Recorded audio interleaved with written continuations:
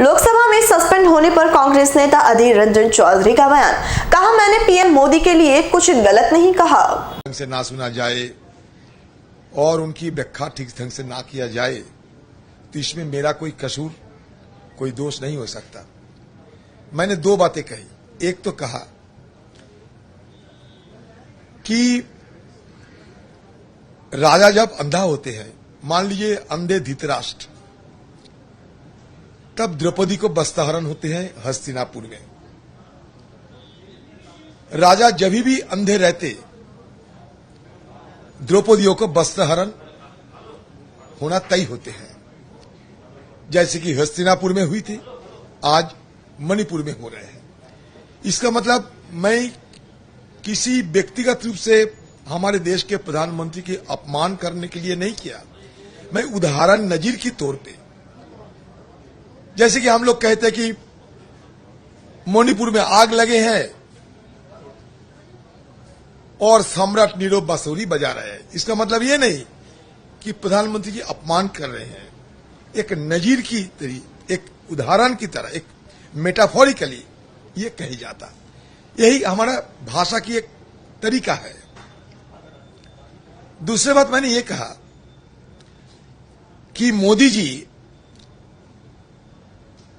आसमान में चांद और नीचे कान्हा फॉरेस्ट की चीता बाघ, हर चीज में आप बोलते रहते।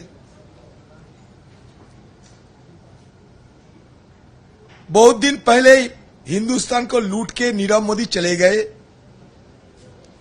देश की बाहर, देश की खजाना लूट के मजे से जिंदगी गुजर रहे हैं।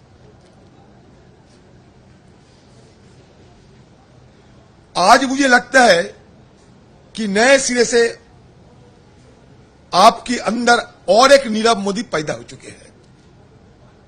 मतलब क्या? मतलब मणिपुर के मुद्दे पे आप नीरव बैठे हैं, चुप्पी साधे हुए हैं, मिस्टर साइलेंट बन गए हैं।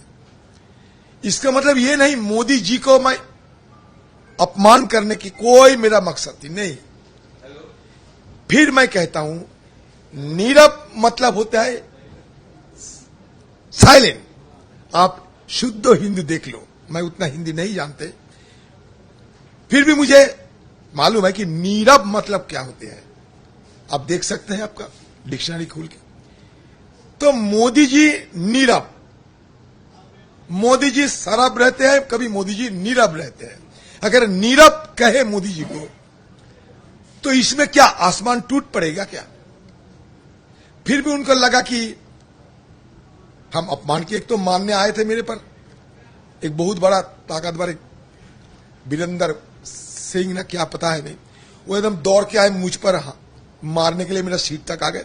मैंने कुछ नहीं कहा, कोई शिकायत भी दर्ज नहीं की।